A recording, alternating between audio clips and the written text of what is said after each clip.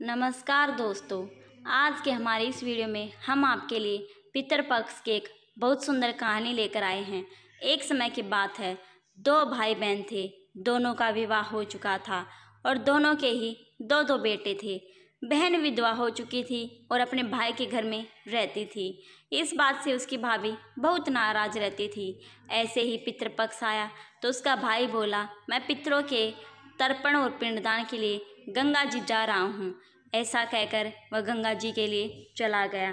भाई के जाते ही भाभी ने बाहर खेत में नंद और उसके बच्चों के लिए झोपड़ी डलवा दी और वह झोपड़ी में रहने लगी। सुबह शाम भाई के घर जाकर घर का सारा काम कराती थी।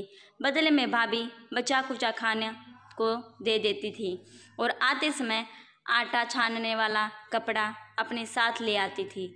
घर आकर खेत में नंद बच्चों के लिए उस आटे के कपड़े को पानी में घोलकर चूल्हे पर पकाकर खीर बनाकर बच्चों को खिला देती थी।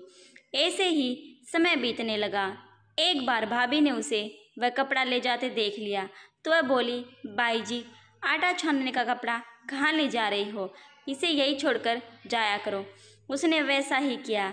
उस दिन भाभी ने उसे बचा हुआ कुछ भोजन भी नहीं दिया। बोली, कल आपकी माँ का श्राद्ध है, बिना बुलाए तो आना मत।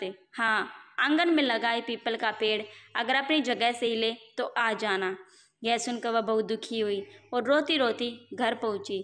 घर जाते ही बच्चे बोले, माँ भूख लगी है, कुछ खाने को दो। वह बच्चों को बोली, सबका उपवास है, भूखे ही सो जाओ।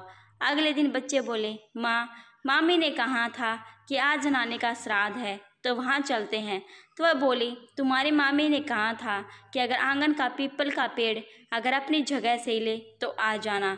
तुम बताओ, कभी पेड़ हिलता है? पत्ते हिलते हैं, टहनियाँ हिलते हैं, कभी पेड़ को हिलते देखा है? उसने बच्चों को समझाया कि बिना बुलाए नहीं जाना चाहिए। शाम हुई, उसके भतीजे आए और बुआ माँ ने देखा है। उसने देखा तो भोजन के नाम पर 2 सूखी रोटियों के ऊपर थोड़े से चावल रखे थे। यह देखकर उसे बहुत क्रोध आया और अपने बच्चों से बोली, इसे झोपड़ी के ऊपर फेंक दो। और वह भूखे ही सो गई थी। सारी रात रोती रही और सारी रात गंगा माँ को याद करती रही। हे माँ गंगा, मेरे भाई की रक्षा करना, वह हमारी रक्षा करेगा। भाई आए और बोली, भाई जी, कल तुम्हारे पिता का श्राद्ध है, बिना बुलाए आना मत, लेकिन आंगन का पीपल का पेड़ हिले तो आ जाना। अगले दिन भी वह भाभी के घर भोजन के लिए नहीं गई। शाम को फिर भतीजे और 2 सूखी रोटी और चावल के साथ दे गए। उसने फिर वह रोटी और चावल झोपड़ी के ऊपर फिकवा दिए और भूखी ही बच्चों को लेकर सो गई और सारी रात रोती रही। माँ गंगा से प्रार्थना करती रही। इसी तरह 16 दिन बीत गए और उसका भाई वापस आया तो उसने देखा उसके घर के आंगन में कीचड़ ही कीचड़ भरा है।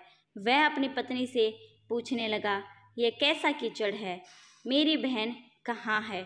तो उसकी पत्नी बोली, श्राद्ध के पूरे 16 दिनों तक मैंने तुम्हारी बहन और भांजों के पैर कच्चे दूध से धोए, जिससे यह कीचड़ हो गया, और श्राद्ध के 16 दिनों तक उनकी खूब सेवा की और उनको खीर पूरी खिलाई। फिर वे मुझसे नाराज होकर खेत में झोपड़ी डालकर रह रही है। भाई खेत पर पहुंचा तो वह देखता है कि वहाँ कोई झोपड़ी नहीं थी। वहाँ एक आलीशान महल बना हुआ था जिसके आंगन में उसके भतीजे खेल रहे थे। उसने जाकर अपनी बहन से कहा, बहन यह सब क्या है?